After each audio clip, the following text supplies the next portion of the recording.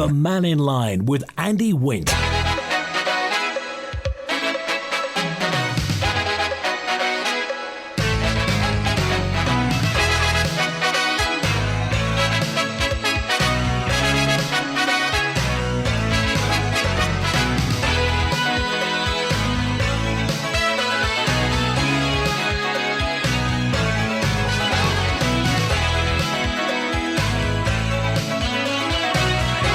Fast am I. Good afternoon. Welcome to Mannin Line. Wednesday lunchtime on the Isle of Man. We're open line through till 1 today. So whatever you want to talk about, by all means do get in touch. Text 166 177, WhatsApp 166 177. You have to stick 07624 in front of that. Stickers in your contacts. Email studio@manxradio.com. Or call 66 13 68. Lines are open. By the way, I just got a quick word to say. I got a note in from the clerk to the commissioners in Ayres, Maureen Callow, who just said, Andy, can you remind people lighting fires on the S is forbidden? I was staggered to discover somebody had been having a fire inland away from the shoreline at Blue Point. The obligatory circle of stones had been placed around the fire, but I doubt that would have had much use if the wind had got up and blown the fire across open ground. The thought of a wildfire across the Ayres is frightening. No access for fire engines in that part of the Ayres. What a parrot, whoever that was, who decided to have a fire. And, of course, there was a bit of a gorse fire, actually, at the Ayres over the weekend. A fire broke out midday on Sunday, prompting the police and fire service. Investigations reveal the fire was ignited by the improper disposal of a disposable barbecue on site. Fires and barbecues banned at the Ayres. Do I need to put that in any bigger type? BANNED, i.e. don't do it. No barbecues, no fires on the Ayres. Government's appealing to public to adhere to the bylaws. This is a warning, so please, and thank you, Maureen, for that note in from Andrew's commissioners. Eric's first on with us today. Hi, Eric. Hi, Andy. I just wanted to say what Chris Thomas said this morning about the drop curbs and all. I hope Alf Cannon is now DOI Minister. I hope he's going to find the money to do these curbs because they desperately need doing. So how many are there around where you live, Eric? In Ramsey, it's not too bad, but when you come to Douglas, it's absolutely ridiculous. I mean, Ramsey, on the outskirts of Ramsey, is quite bad. I did bring it up with the Highway Board, or DOI as they are now, last year, I think it was, or maybe the year before, about the new road and pavement they put in on Derby Road and didn't put any drop curbs in. You can't get off that now. You have to turn into the estate, go up the pavement there and cross over and come all the way back again. It's weird because this has been in for so long, as you say, in Ramsey. I mean, I'm just thinking in my mind's eye, Parliament Street's kind of okay, isn't it? Well, it would be if they weren't all broken and cracked, and some of them are still like 2 inches, and they do need repairing in Ramsey, and they need more in some of the places in Ramsey. Some of it is just ridiculous. And nobody seems to care. How in this day and age the DOI put in a new pavement, a new road, resurface the road, and they don't put drop curbs at the end of it? I mean, shouldn't that be on every job they do now? Well, you would have thought it's kind of in the plan. Yeah, that's what I would have thought, but obviously it isn't. There's one other thing I'd like to talk about as well. Yeah.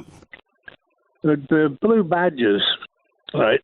I happen to be in England at the moment, and I just got a parking ticket this morning, £70 parking ticket. I had my blue badge up, and got the ticket, and I happened to catch the traffic warden.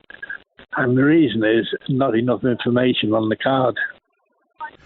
So it cost me 70 quid because... In what way not enough information? Well, half of the information is on the front, and the other half is on the back, whereas in England you have a card that folds over. Now, you can't see it on there, whichever way you put it up, all the information isn't shown. And he said, and there's nowhere there it says who has issued this card. And when I looked, it says Manx Care. What does Manx Care mean to a traffic warden in England? Ah, that's interesting. Well, it's cost me 70 quid or 35 quid if I pay straight away. But I'd just like to ask the question, are they ever going to just get the same cards as what they have in England? I mean, the blue card's just the same. I mean, one of the things, I've looked on the ones in England and they're typed out. Mine is written in felt tip. You know, anybody could have wrote that out. Right, yeah, so across it will look like a forgery. Yeah, exactly. You know, and it just needs making it do properly, you know, typed out. You know, how can you write a card like that out with a felt tip pen? You know, like you say, it just looks like a forgery. So I think it's time that they really did look at it. You know, I just don't understand why they can't do it. Okay. All right, Eric, I appreciate that. Thanks for calling. I did. Can I just ask one question? Yeah, you can. Does anybody know, if I don't pay this parking ticket, obviously all they've got is the number of my car, will I be chased for that? Interesting. I don't know whether they share details or whether if you get a speeding ticket across, I mean, maybe somebody knows if anybody's been nicked speeding on one of the cameras, whether they've got a fine, whether or not they have access to the number plate. But Eric, I would have thought that's worth just a covering letter from Manx Care. Just get Manx Care to send them a letter saying, look, this is kosher. It's absolutely right. We are Manx Care. We do issue these things. You know, don't charge Eric the money. Well, it should work, but the trouble is I'm not back for a couple of weeks. I'm over here to play golf. You know, it just seems wrong. And there's surely somebody in England makes these cards, and we must be getting them made in the Isle of Man from somewhere. But I would just like to know, what I don't want to do is to send in an email and then they got my name and address. Because at the moment, somebody did tell me that they don't have your name and address. They won't give out that information. In which case, I wouldn't have to pay the fine. But I don't want to do that if it isn't true. If somebody knows the answer to that, can they just ring in and let us know? Okay, we'll get the Mannin Line detectives onto it, Eric. Okay. Yeah. Okay. Thanks for calling today. Text, email, call, and WhatsApp. If you can tell us if you get nicked across, if it's a parking fine or a speeding charge, not something where somebody's actually stopped you, a police officer stopped you and actually given you a ticket, but just one of the automatic things, whether it's something issued by a parking warden or an automatic speeding. Do they chase you across here? Not that I'm saying you should, avoid the consequences, but it'd be nice to know, wouldn't it? David's on with us now. Hi, David. Hi, Randy. Quickly before I jump onto the subject I was going to talk about, Eric, don't tell him your address. Because I know in the past, when I was in Parliament there, we tried to have a reciprocal agreement with England and the Isle of Man, where blue badge people here were treated as courtesy in England, and then they were treated courteously in the Isle of Man. We've done it in the Isle of Man. We treat people with the badges from across fine. They use discretion, and that's the word, use discretion. I would say you need to write, or somebody needs to write, like Andy was saying there, get the department or something to write in and say, look, a person's received this or thing, can you, before they give you the details, just ask them will they squash it? 9 times out of 10, I'm putting a quid on it, they'll probably say, sorry, and we'll call it quits. But I'm not a lawyer. And how are they going to chase you in the Isle of Man unless they know who you are? Yeah, okay. Or listen to Max Radio? Thank you. Yes. Listen, I wanted to talk about yesterday, Tony Brown. Absolute dream of a guy. Do you know what I mean? Smooth. Asking when all the questions were asked of him, answers were given. That's what we miss on the island. And I'll say that, and I would say it to Tony's face when I meet him sometime at Castletown. But I wanted to just jump in regarding things that we may not be doing, like apprentices. I just wondered, and I said it yesterday, all these apprentices, plumbers, electricians and whatever, and the new shift that's coming along, what's the syllabus going to be for them for the future? Are mechanics going to only have to work on electric cars, so they're going to have to be electricians as well as mechanics. Diesel, and I missed the thing about red diesel, but anyway. And I'm just appalled, really, that our government doesn't stand out the box and make that. What's that saying we say? It's our differences that make us different. Yeah, that's it. That always used to be the saying, didn't it? And do it, and take things on. I mean, we took the VAT thing on when I was there, and we probably got a bit of a nose job as well at the same time, but we stood our ground, and we got it, and Tony was quite right. The amount of traffic that's coming in on through the internet and parcels that's coming here, I wish you'd ask some of maybe the post office chairman, Stu Peters, get him on, or somebody else who's in one of the big companies, and say how much stuff's delivered all the time to the Isle of Man, which is not counted on our VAT take. Interesting, yeah. But can I just say quickly, I'll jump off then. Yeah. The other thing too is we've on the island we've got the Employers Federation for the construction side, we've got the Chamber of Commerce that looks after business and industry, and we've got the trade unions. What are they doing as well? Do you know what I mean? Get together. We used to have what we call NEDI. It was the National Economic Development Council. It used to make government regular and thrash things about and say, look, we're going to do this. Do you remember the time when, I think it was Tony that instigated this, the lower VAT on property? It went to 5%. How much money did we get in at the time on that? Do we really want to go to the black economy when somebody down the pub's going to say, I'll sell you a gas boiler or an oil boiler, I'll meet you in the park on Sunday? Well, there's no future in that in the end. No. So why aren't we doing something different? And why aren't maybe the other department too that lends the money out giving us? If somebody wants to change over, it's going to cost them £7,000 to £10,000 to do something. So aren't people going to struggle? I think they are. Yeah. Okay. Thanks, David. See you, boy. Good to hear from you. I've got a WhatsApp in. This is WhatsApp of 695. I've never been nicked for speeding. But I don't pay for parking over there, and I've never received any fines. I'm not suggesting that you break the law, but anyway, that's the information. Thanks for that. I've got a message in from... Oh, no, we'll get to the lines first. I think we've got Michael for us. Hi, Michael. Hi, how you doing? Good, thanks. Good. I was just need to clarify when Eric was on about being booked while being in the UK or England or anything else. We were done for speeding unknowingly, and then we were told here on the island just to ignore it because they'll forget about it. A month later, we got a letter with an increase on the fine. We were told then to ignore it again, and about a month later, we got another notice and an increase on the fine again.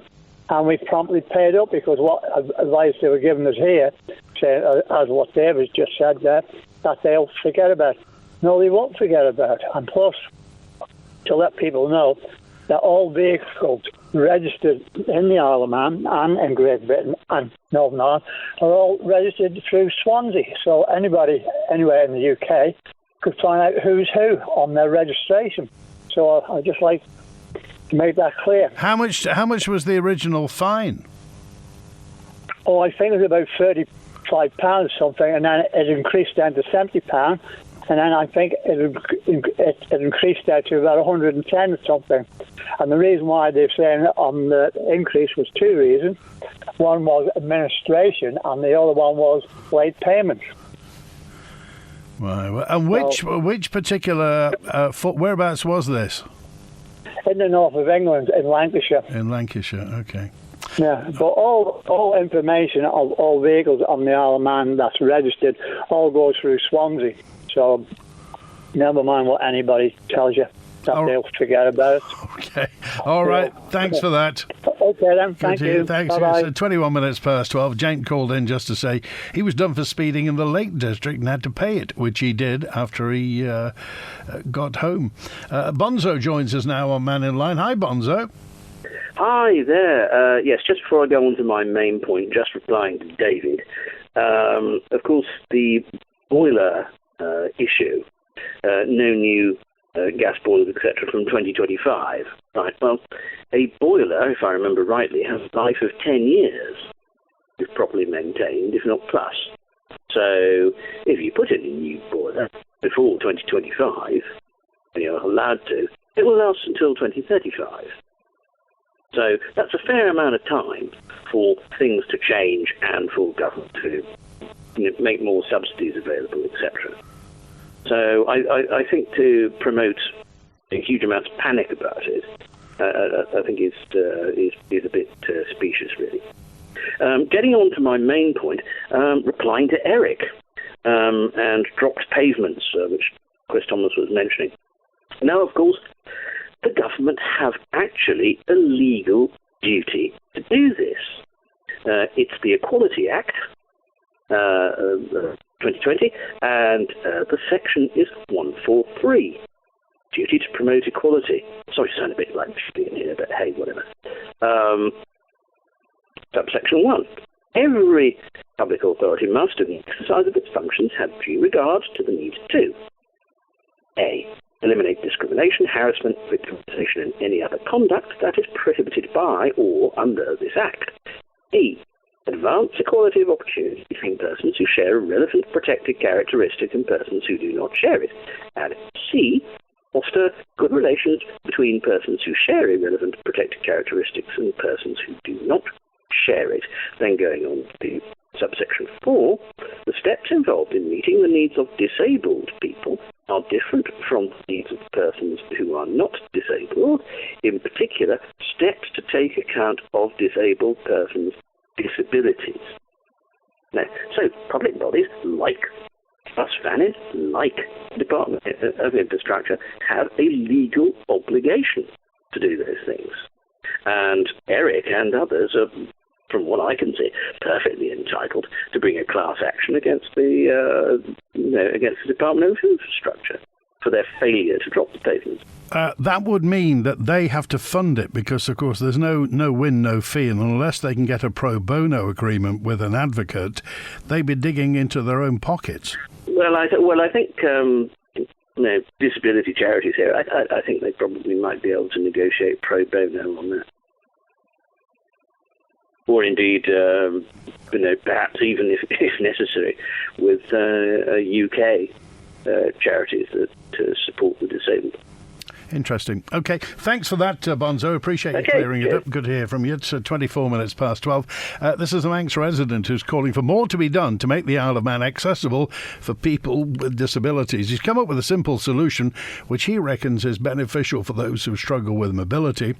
Now, he's asked to remain anonymous. He works for government, so we're not going to tell you his name. He wants to create a map of all the places on the Isle of Man where there are dropped curbs.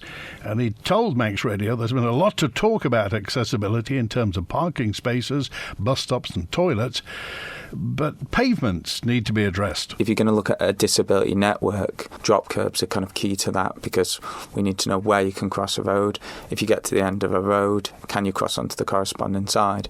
And it's a case of where are these drop curbs? My dad had a stroke about 5 years ago. He's had to gone to a disability centre, and even you've got a disability centre which is about re-enabling people, and it's a case of where's the route from that disabled centre into town. If you're a residential home, it's a case of where's the drop curbs to get from that residential home to the closest chemist, to the post office. Before you plan a route, you need that information, because otherwise it's almost nigh impossible. As much as you can identify bus stops with drop curbs, you can identify that the bus stop is there, but once you get to that bus stop, if you find out there's no drop curb and you've got no way crossing the road. I think Castletown have done some, Castletown commissioners have put an appeal out and they're looking for drop curbs around Castletown and to identify it. The thing of it is, it needs to be an island-wide network, and that's the key word. When we're talking about a disability network, what we need to know where we're able to cross the road. It's that simple. It's, you can collect all the other information, but without knowing how they all connect together. Kerb could be an island that you're almost trapped on because you've got no way of getting off it. If we go back to Castletown can collect the information about drop curbs in Castletown, but as a resident, you're not interested in just Castletown. You're interested on where you're getting at the bus in Douglas and how it all connects together. Your journey doesn't start in Castletown. Your journey doesn't even start at the bus stop. It starts at getting to the bus stop, and if you can't identify how to get there, how to get to car park, how to get to the toilet, it's useless. Any thoughts on this? Text, email, call and WhatsApp from the answer phone. Hi, I seem to remember that there were some buildings, houses built near Whitehoe that were then not able to be used. They were built as houses, and people were then put in. People then had to evacuate because of the vibration from somewhere, was it the new incinerator or something like that, but I know they weren't used because of the vibration. Surely that has a similar impact on the wind turbines. Undetectable noise, which causes vibration through the building, which makes them uninhabitable. Just a thought. This was a question that came in earlier on this week, and a comment about the fact that wind turbines could cause low-frequency resonance around the Isle of Man, particularly as it's a relatively small geographic area, and there are valleys involved in this. So could that happen?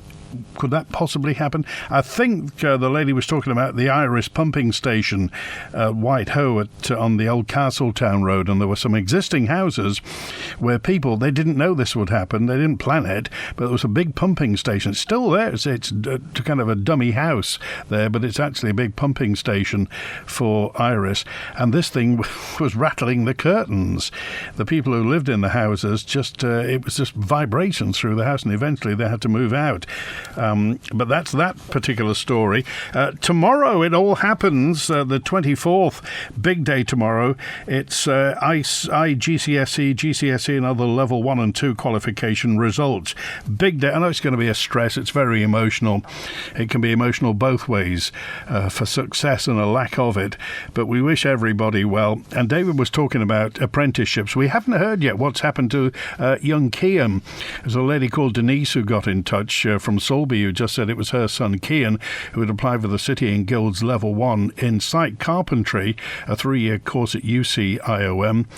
He got a position, he got a place, an apprenticeship with David Roberts Joinery in Ramsey, and was all set to join. That was one of the key qualifications, that you got a placement.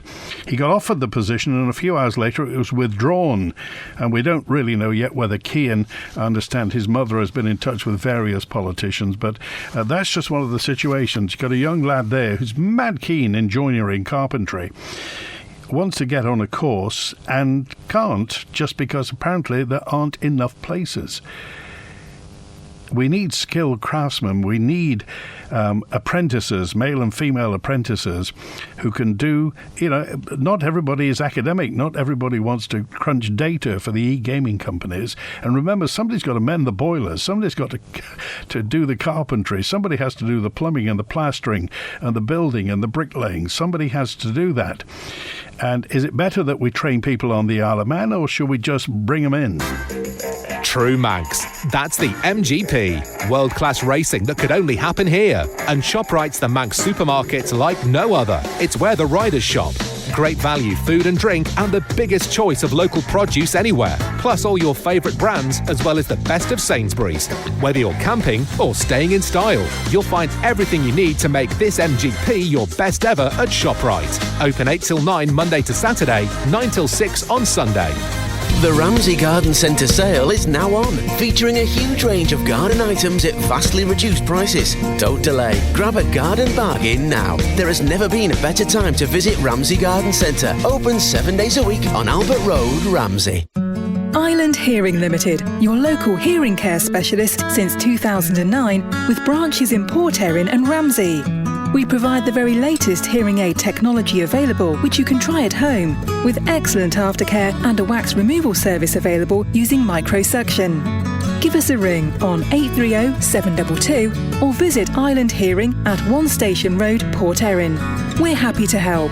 Island Hearing, always listening. Discover a fabulous range of watches, gifts and jewellery at Ramsey Art Gallery, with top brand watches from Bulova, Citizen Eco Drive and Storm, to Acura, Seconda and Timex. Plus, all watch purchases come with free lifetime watch bracelet adjustment service. There's stunning gold and silver jewellery, gifts for all occasions, and of course a fabulous gallery of limited edition prints and original artworks. Find all this and more at Ramsey Ramsey Art Gallery, Jewellers and Engravers, opposite Ramsey RNLI shop.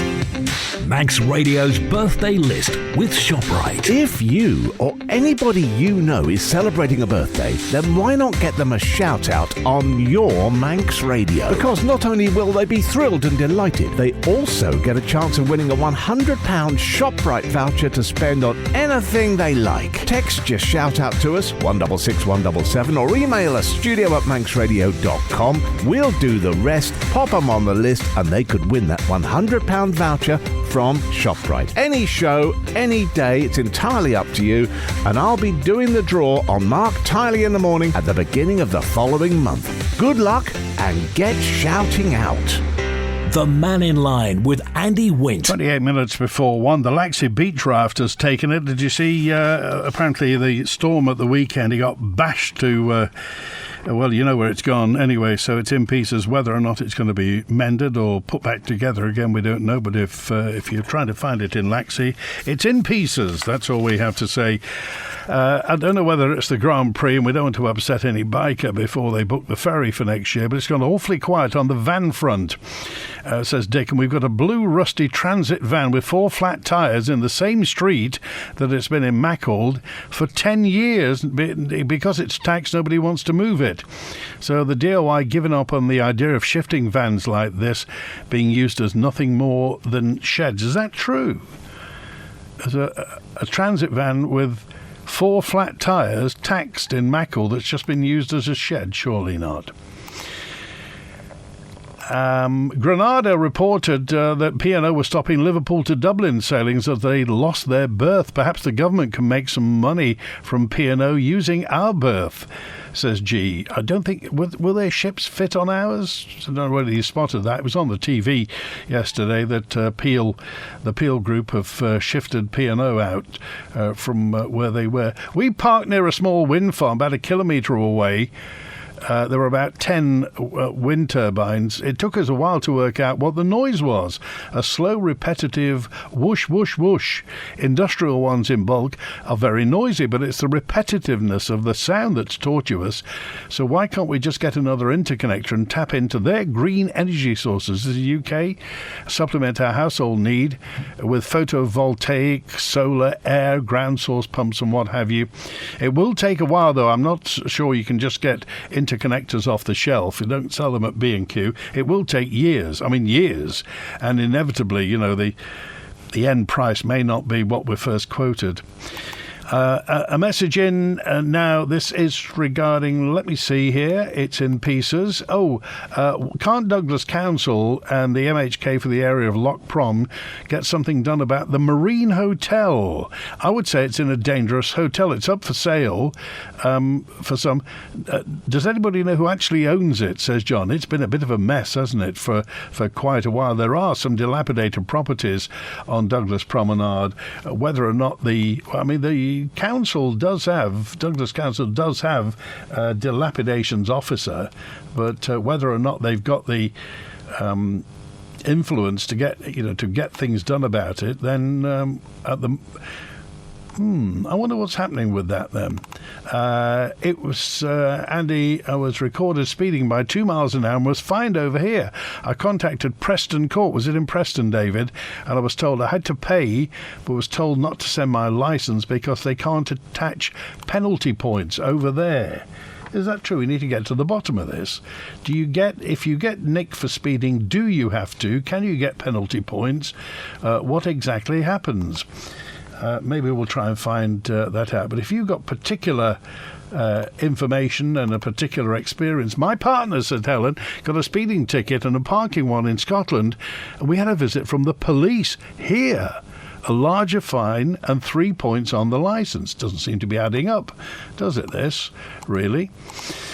Remember the government scheme to insulate people's houses? I have had a phone call asking me what work I had done. I started to tell them, and he said, I'll switch, take me to the appropriate department.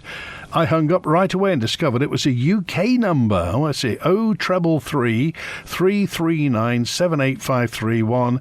I want to know how they had my details, says Des. Sheer blind chance, Des. They just got machines that go through the numbers and wait until somebody answers, and then they talk to you. Instead of selling the Ben McCree, why don't they do weekly trips to Dublin and Belfast? Well, did you see that story? Hidden in the Steam Packet's financial results, which were commendable. I mean, £11.5 million is better than nothing. But inside in there is getting rid of the Ben McCree or using the Arrow as the freight backup. And also there's been an inquiry from, is it Caledonian, presumably it's Caledonian McBrain, the ferry company that are a bit short on ferries because they've not been finished in Scotland. Maybe they're aiming to buy the Ben McCree. We'll see. Oh, Julian now. Hi, Julian. Hi, Andy. How you doing? Terrific. It's a lovely day, isn't it? It's going to get worse, apparently, though. It's almost feels Mediterranean nearly if you close your eyes. Point about energy. Just quickly, though, there's yet another film that might be interesting to people, but there's a two-step process to see it for free. You'll need to go on bitshoot.com, shoot like a parachute, so bitchute.com, and just do a search for Thrown to the Wind, which is quite an interesting thing if you're interested in whales and why they beach and things like that. It's quite interesting. A new film that's only just come out, so it's all free, but you have to go on bitshoot.com and then look for Thrown to the Wind. Oh, this is the one about, is it New Jersey?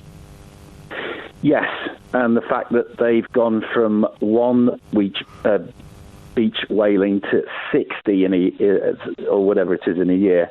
So there's something very strange going on, and they're looking at sonar. What's interesting, which I didn't actually realise, is that Robert Rand, the acoustic specialist I spoke about, is actually the guy that the film producer chose out of everyone in the States to go and actually do all the sonar stuff on the boats to check out what was going on with the new Nantucket wind farm that they're putting up, a couple of hundred turbines, and they were measuring sound coming off that work at what would be the equivalent to 100 decibels.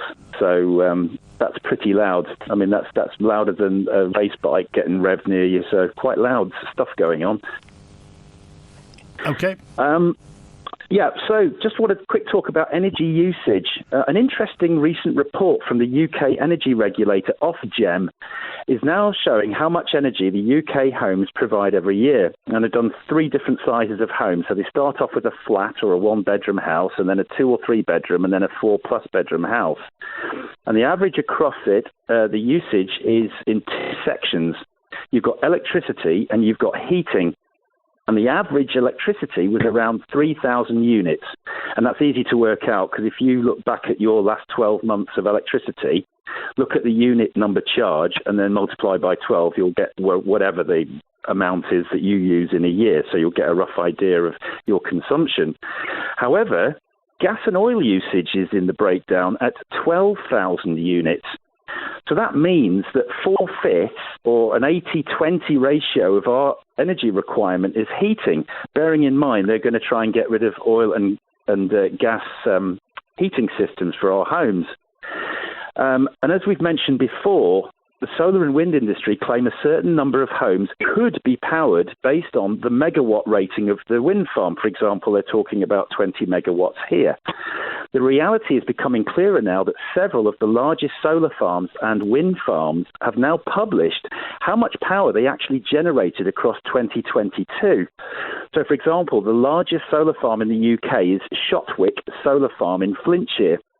And they claim that they could power, in their publicity, around 14,000 homes. But if you look at their published output, and then you look at what Ofgem says that our electrical consumption figure is, the actual amount that they generated was not 14,000 homes, but 3,700 homes. So that's 10,300 homes less than they claim in their could power. And this is made worse because this is only the electrical part of home energy, or that 1/5 that I talked about. Now, the UK government has also published the total output for all solar farms in the UK, which is very interesting. And if you consider all our energy needs, including heating from for everybody. Solar contributed 0.88% or less than 1%, but they say that every 5 megawatt farm occupies an acre. So if you divide that up to what they say they produce, that's 72,000 acres of land has been used to produce less than 1% of our energy needs. And it cost a fortune, not only the panel prices, but the subsidies on top of that. And for all of the UK wind power, including on and offshore, if you include all our energy needs, total output from all onshore and offshore wind, according to the national grid figures, 5.36% at a cost of 250 billion, which would have been enough to have bought enough gas power stations for the whole of Europe. So if you take all that massive amount of solar and wind, it works out at 6.25% of what we need. And on top of that, you might have noticed in the news yesterday that the wind industry is currently trying to break their contract so that they can charge an extra 250% on their electrical generation. So when you think about our heating options are going to be removed, it seems, in the near future, you have to think that this wind and solar, when you actually look at what it's actually making, and you look at the context of all the massive subsidies that we've paid on top of that, this is starting to look pretty bad for the future, isn't it? Will you be going to the public meeting next Tuesday? Yes. It's the, whereabouts is it? I'm trying to think where it is.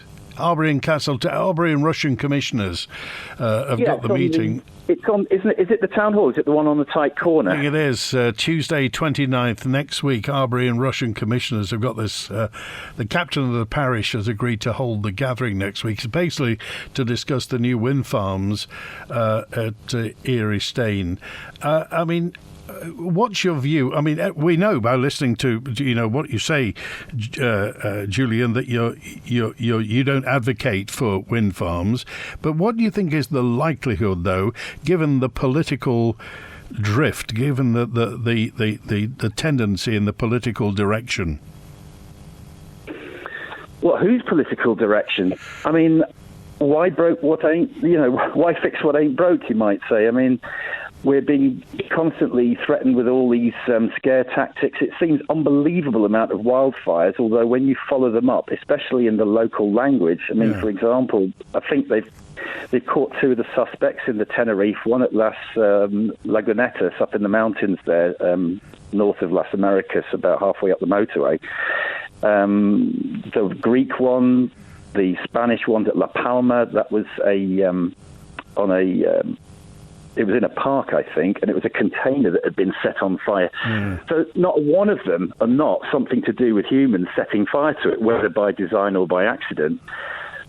But we've got this constant scare tactic this year, and then you've got this massive push to get these solar farms and wind farms put up. It just seems a little bit sort of, I don't know, seems to be tactics more than reality of things. But Julian, in 2021, when the general election was on here, just about everybody, just about all of the candidates put green issues at the top of their list, above housing and above financial well-being. It was green issues. Everybody said they wanted to be green, so we knew it was coming. The candidates who were elected with that on their ticket. However, and I know what you're saying, however, if you actually look at the number of voters on the island, and no disrespect for the politicians, but if you look at how tiny the amount of people that actually went out to vote, maybe people just felt, you know what, I can't be bothered voting.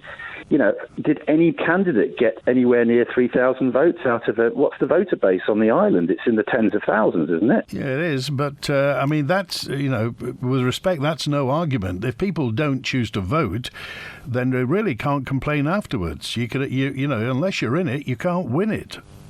But like you said, if all the candidates are voting for net zero, it makes you wonder if somebody did actually say, we're not going down the road of this madness where 2/3 of humanity are actually putting up coal and power stations. How can you ever get to net zero? How can you spend wind power in the UK that would have powered the whole of Europe with normal power stations? I mean, it's not even got 7% of our needs yet.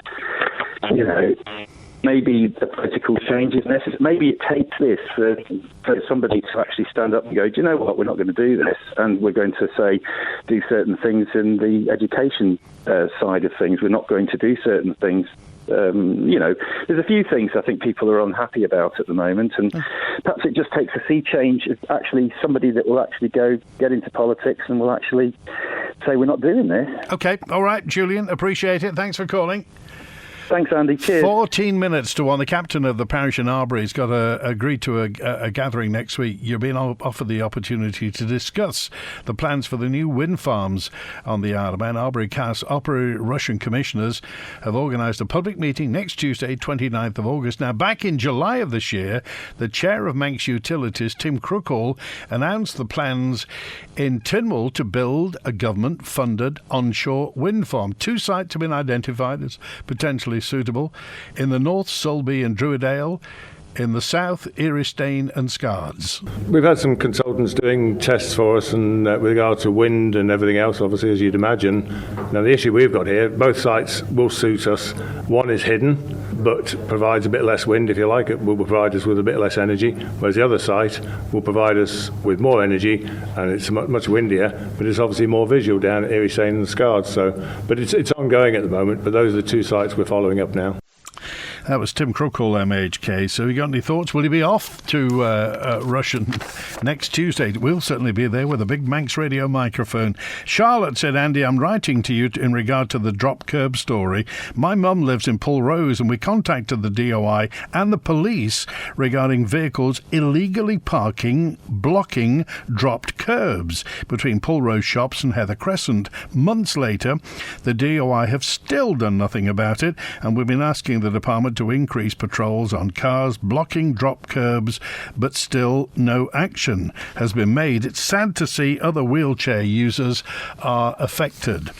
So, that's one thing. Not having drop curbs is one thing, but having drop curbs and getting people parking all over them is quite another thing. If it's something that's happening near you, then please do get in touch. Got some photos, drop those in.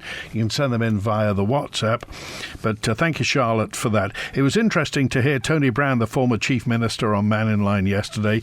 Many people, the podcast got many thousands of downloads, and lots of people were very interested to hear what Tony Brown had to say. I think the consensus was, and bearing in mind Tony Brown left in 2011, the consensus was, haven't politicians changed? Let's get back to the phones, and I want to go to Mark, who's with us now. Hi, Mark. Hello. I think the old saying used to be long-time listener, first-time caller, or something like that. Okay. No, I was just listening to, I think it was Cian was talking about the number of the wildfires had been started by people, as though that meant that climate change wasn't important to it. Climate change is not starting the fires. No, totally agree. But what climate change does is make the fires so much worse when they happen, because you know for yourself, like you were talking earlier on about people lighting fires up at the point of air, when it's really dry, a small fire can race through a huge area very quickly. When it's damp, it's nowhere near as bad. But just a thought based on what he was saying. Okay, good to hear from you, by the way, Mark. Thank you. All right, thanks for being with us today. Here's Charlie now. Hi, Charlie.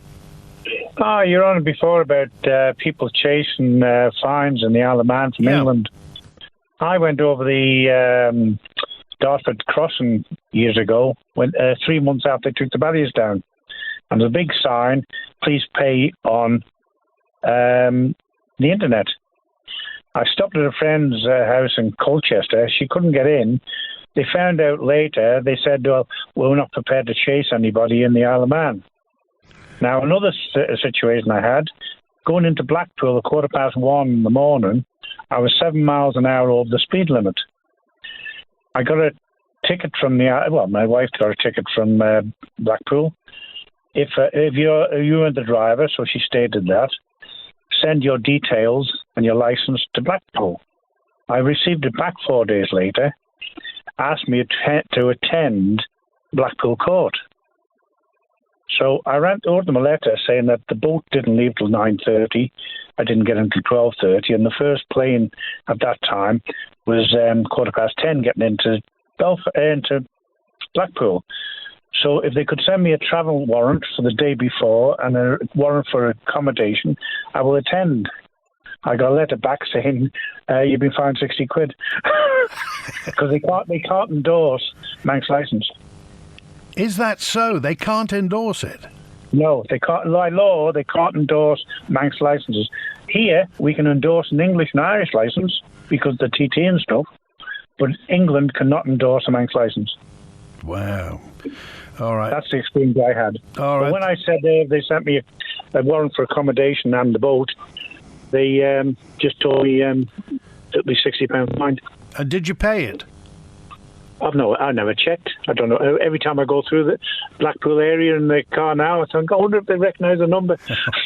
Thanks for calling. Thanks for that. Okay, bye. All right. I work on the Isle of Man for a UK-based company. Every 3 years, they do a driving licence check on all employees. It's caused me all sorts of problems because the DVLA... this is the place in Swansea, in the UK, can't access the Isle of Man database in any circumstances to check Manx licences. Is that right? Thank you, Tony C. So, no, they can't chase you for a fine. Regarding fines in the UK, after 1 year, we tried to register for the high emission zone in London, the ULEZ, isn't it? And were unable to with our Manx registered car, so we continued to drive into London as I was having surgery and was able to walk. After 1 year, they increased the fine, and despite going through their chaotic system to explain and try and appeal the judgment, we eventually ended up having to pay a large sum of money, much more than the original fine, which we tried to pay initially, and were indeed actually very happy to pay the initial. I thought it was very unfair. So the story is that saying that you didn't have to pay on the Dartford crossing. So if you've got any experiences of this ultra-low emission zone there's been so much politicking about in London, can you pay that with a Manx registered car? And don't they use number plate recognition? I just wonder what the situation... So we're in a bit of a cleft stick here at the moment. If you do get nicked for speeding or parking, do you have to pay the fine? Or can you remain anonymous and not pay it? Do you have to pay these ultra-low emission zone things? So what happens? Just a quick line. I've been trying to reach the post office by telephone. In fact, I've tried every telephone number for the island. I can't get through at the moment. If the DOI haven't registered the disclosure of personal data derived from Manx number plates to the UK authorities to enforce fines, the disclosure would probably breach GDPR rules. A note in from Sue just said, my daughter is on maternity leave, but she's panicking about returning to work because of nursery costs and the constant rises in mortgage interest rates. I've written to Dr. Allinson and pointed out that there's much more help with childcare available in the UK. Dr. Allinson assured me that this area is being looked at but could take a couple of years yet. Young families, says Sue, need help now, not in a couple of years, by which time they might have lost their homes or possibly jobs because they can't afford childcare costs on top of a mortgage and the rise in living costs. This will also discourage anybody coming to work on the Isle of Man. It needs urgent action, says Sue. Nobody's got the funds for more drop curbs, so who would draw the maps, says Lou in Williston.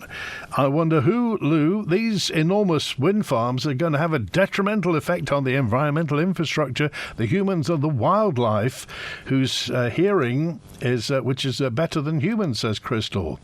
Thank you for that. A note in from 239. Andy, Isle of Man shares vehicle and driver details with the UK authorities, and they share it with the Isle of Man. People who think they can avoid paying for their actions might be the first to complain if people came here and got away with speeding. I do remember a few years ago during TT I remember the constabulary telling us that the ones who always paid their fines, anybody who nicked for parking and speeding, It was a complete generalisation, but the ones who always paid their fines were the Germans. They were very prompt in settling anything. They'd never try and leave the Isle of Man without paying it. After the overspend at the power station, would we ever trust the MUA to build anything on time, on budget, says 522. I know other lads in the same situation as Cian, but as we all know, you learn your trade by being on site or on the shop floor, not in a classroom. There's always people who can do the job, and there's those who teach, says Gary. Well, we do hope that Cian gets that sorted out, or somebody sorts it out for him. This was the young lad who was given a place on a carpentry course and then had it taken away from him. Neil in Douglas says there's about 20 cars by one house in Onken. I've seen it. I've been there.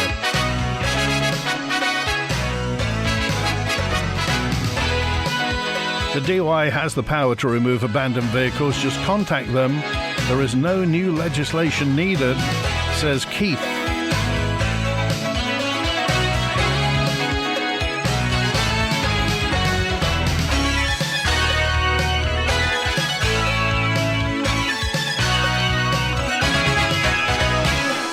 Thanks for dropping by today. Thanks for being with Manx Radio. Now, just a quick word.